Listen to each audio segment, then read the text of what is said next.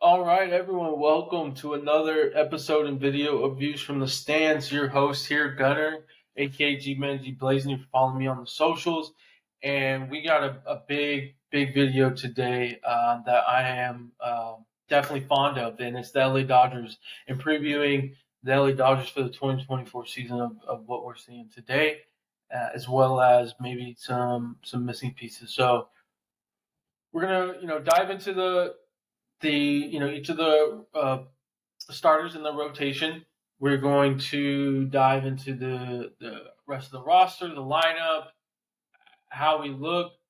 Currently, we're projected to have a win total of 104.5. That's the over under right now. So obviously, the books and the people out there expect us to win a lot. Obviously, with the roster that we have and whatnot. So it's definitely an exciting time as a Dodgers fan. It's not so great time if you're not a Dodgers fan and you're probably cussing us out and wondering what the heck is going on over here in LA. So yeah, like I mentioned, guys, the projected win total right is at the 104.5, which is definitely high for a team like us. Um, but when you have a starting rotation like this rotation, it's pretty insane. And when you even think about when we get to it, is about the young guys, right? The guys that you're not seeing. So right now, this is kind of where we're projected, right? So we got James Paxton, Tyler Glasnow, Walker Buehler, Bobby Miller, and Yamamoto. Okay, that's kind of what we're projected for 2024, given Otani's injury for the 2024 season. It's only going to be a bat, okay? And I mean, with James Paxton and really the uncertainty right now with Clayton Kershaw on his shoulder, James Paxton was a big pickup in my has had 64 wins in his career, 3.69 ERA, started at 2013 and has basically 10 plus years has been a starter in the baseball organization. 156 games played, so starts basically, or played, I guess you could say. I wouldn't really say starts because there could be some, relief innings here.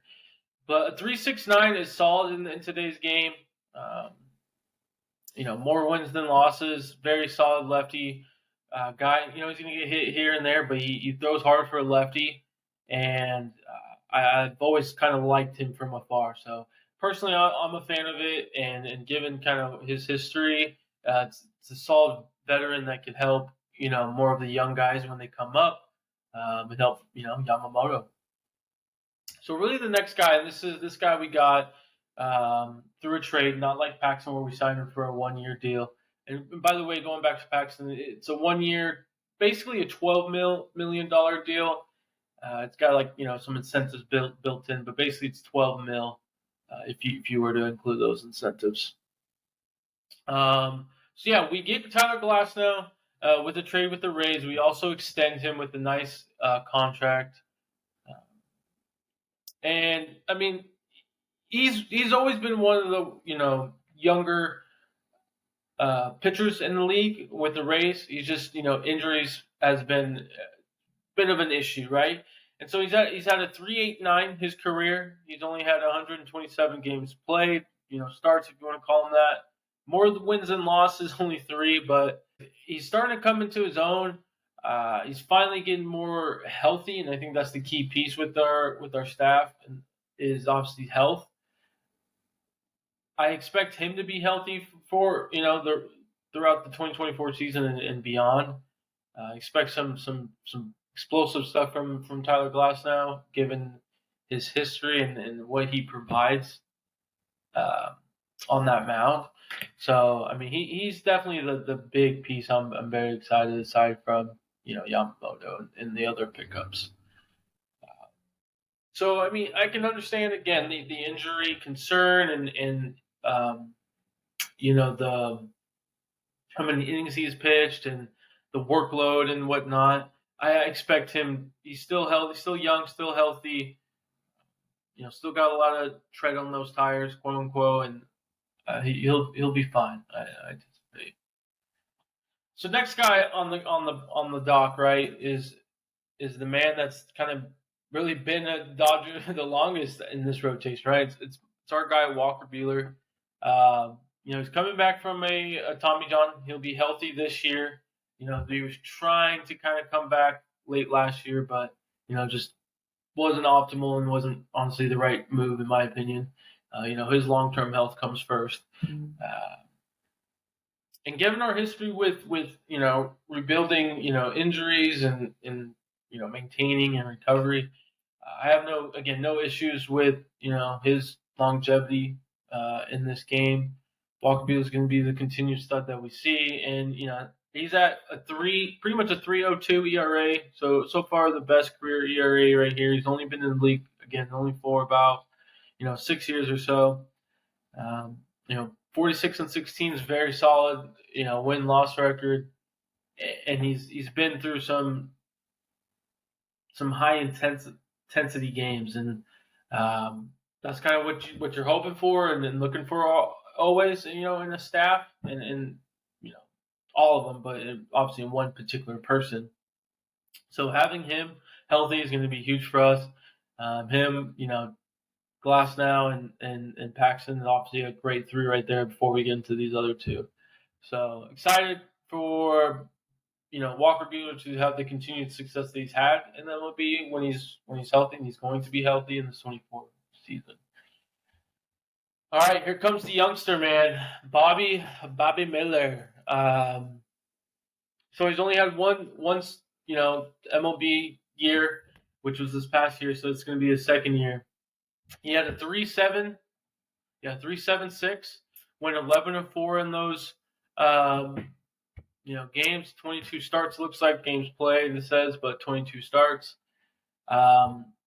This guy's been the hype from the start. Where when we drafted him and people were projecting him to be a high end starter. He's showing it up. He's throwing freaking hard as hell, man.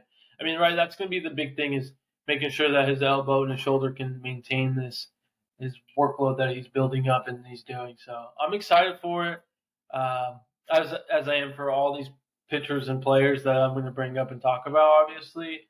But man, Bobby Miller is a special human being, to be honest. Got some swag to him, which I like to see, but he brings it. He's a dog on the mound. Obviously, all these guys are, right. When you're at MLB, in my opinion, and just in general, in an organization, major leagues or minor leagues, especially pitching, you got to have that dog mentality, right? You got to have the big cojones to pitch against these guys. So, hats off to all of them. Excuse me. But Bobby Miller is a G. So excited for him to see what his second year looks like and years after that. And guys, so the last one we saved, right, is Yamamoto. So it's his first year coming over here from Japan. So he's pretty much in 7 all level seasons. He's had a 1.72 ERA. So he was murdering dudes here left and right. He was pitching a lot of innings too, almost 1,000 innings within that. He, almost his highest innings played or pitched were 193 2 years. These past 2 years, he was a little under that, but he's definitely over 150 still, in my opinion. I think kind of the 140, 150 mark is where, that's kind of the difference in MLB in terms of being a stud or whatnot, just more reliable, more durable. So I don't have concerns from him eating innings. I know there's these contract details, like if he gets hurt or if he gets sent down and stuff like that. Don't expect him to be sent out.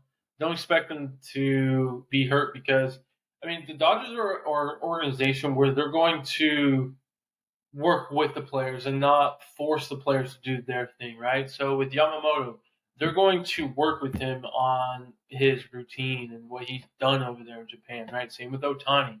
Like we shouldn't be, and really anybody shouldn't be looking to change somebody up when something is working, right? when something's not working, maybe tweak it here and there. But it should always the routine and the pre-work, the post-work should always be what the player wants, basically, I guess, or needs, to recover and get ready. It's not what the Dodgers think should work, right? Weird example, but let's say the Dodgers, you know, I want my pitchers to bench press, blah blah blah blah, or even that's stupid.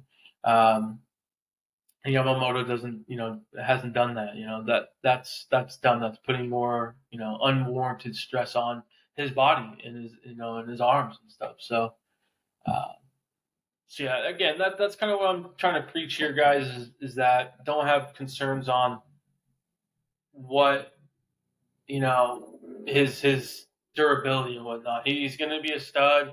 He might be in the 2s to 3 still in the ERA. I do expect he's going to get hit around just a little bit, but I mean this dude was a stud in a very highly respected league over there in Japan. So I mean this is going to be a stud class.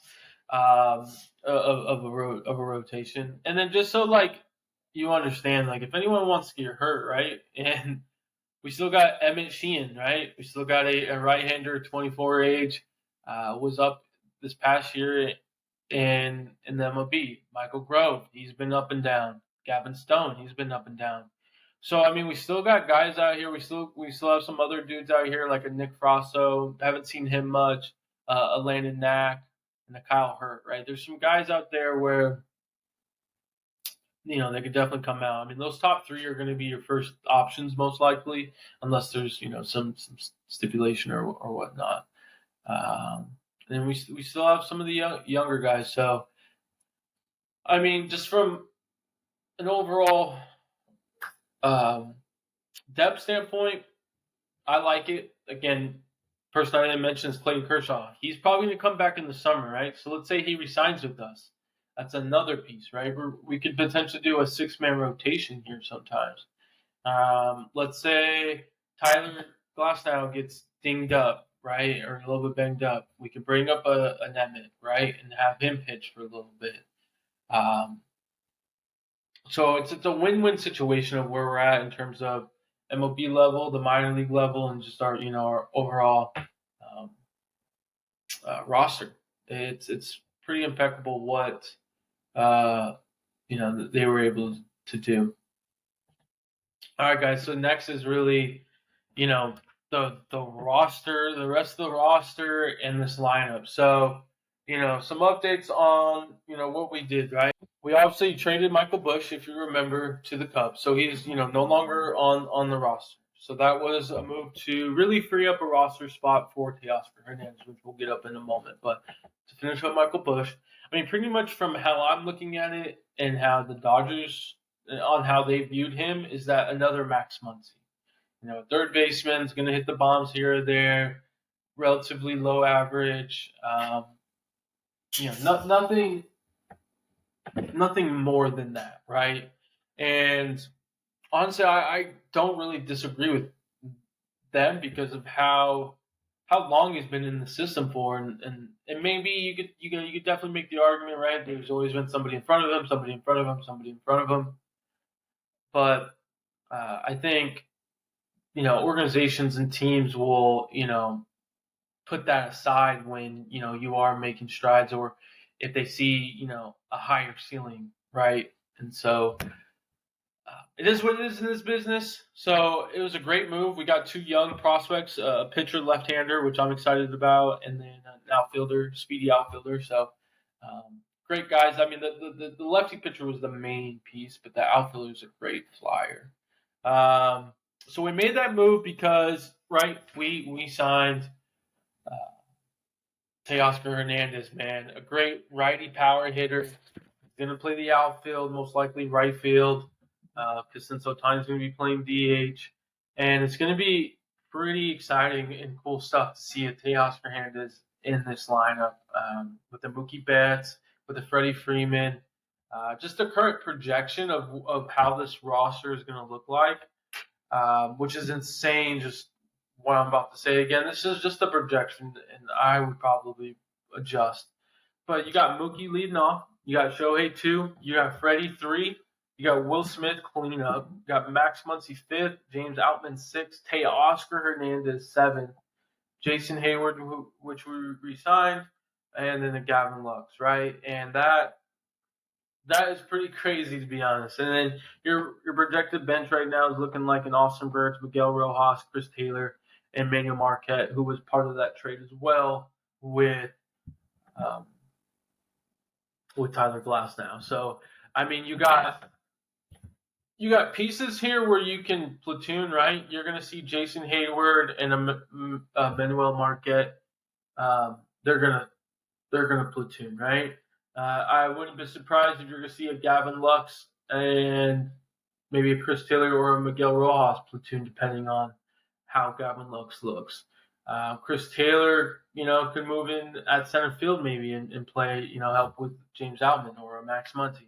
Like, you have so much flexibility with those three guys right there on the bench, and then obviously Austin Burns. But man, it's gonna be pretty crazy with that lineup, guys. We have not much holes. I feel like I would want Teoscar a little bit higher. Maybe I respect him more or whatnot. But the man had 26 home runs, batted 258. That's when he was Max Muncy. He's had 36 bombs. The man only 212. It kind of sometimes. But that's, again, they can move pieces around. At the end of the day, they got a lot of flexibility, guys. I mean, they can move Mookie to outfield if they want to. He's playing second base this upcoming season. So it's going to be cool to see, and I'm excited to obviously watch. I'm excited to see some games, especially here in Arizona for spring training and whatnot, and see what the crew's looking like. Bullpen's looking good. We still have Evan Phillips, Bruce Arter. We got Joe Kelly still. We got Blake Trinan. We got JP. We got Ryan Yarbo. So, I mean, we got some guys that are solid pitchers in the bullpen. Also, which I didn't mention earlier in terms of this, Tony Gonsolin and Justin Maine. They are on the injury list already, right? So right there's already two other pieces. If let's say they get healthy tomorrow, that we have for the rotation. So I mean, we have so many arms to throw at people. We got different lineups and different bats to throw at people, and at these teams, and it's going to be exciting. But really, the question that people have been, wondering is like, what are we going to be doing with the outfielders, right? And so I think it's a given that Teoscar and James are pretty much the starters, right? And then you platoon Jason Hayward and Manuel Marquette. You bring up Chris Taylor again to pop him in here and there. And we still got, again, Andy Pages. We still got a Jose Ramos in the farm system. So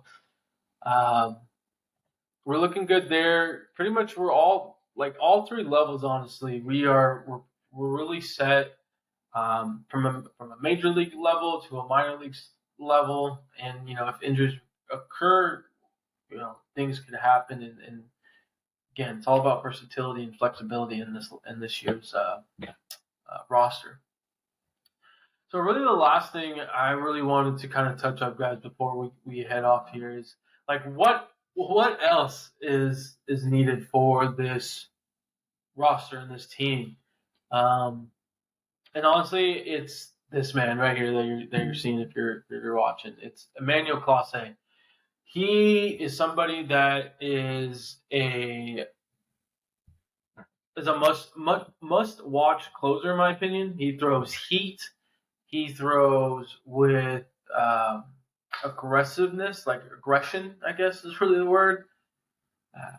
And really, with how the Guardians are projected to look, they need more younger guys, more prospects, right? It's been rumored this whole offseason to be traded. Let's see if the Dodgers are willing to pull that trigger. I would assume they're looking to see what they have. Probably the first couple weeks of spring training, probably maybe right before the season. Boom, let's bite on him, get him, and seal that final piece. Like I like Evan Phillips. Don't get me wrong. I think he's a very respectable closer, pitcher, reliever in this game. I do think though closing is maybe a bit too much for him. I feel like setup role is really where he's at as a MLB pitcher, in my opinion. I don't make the big bucks, obviously, but hey, that's why we're giving you my opinion from the stands. So yeah, that would be great if we can seal him up, give him a couple pitchers or position players and call it a day. But this man should hopefully have a Dodgers uniform on after this year. But if not, it's okay. I still trust Andrew Friedman and this organization to put us in the best position to, win a title and win our division every year. So I don't know if you can't see because you probably aren't going to see, guys. I'm excited. My smiles, ear to ear basically, and it's going to be a fun season to watch. And I'm excited to have all the haters hate us and watch us win basically. So guys, this will really conclude my LA Dodgers preview for 2024. Hoping we can get this signing going so that gets attached to this video. But guys, stay tuned for the Dodgers. We're gonna have a fun season, exciting season, and looking forward to it. But peace.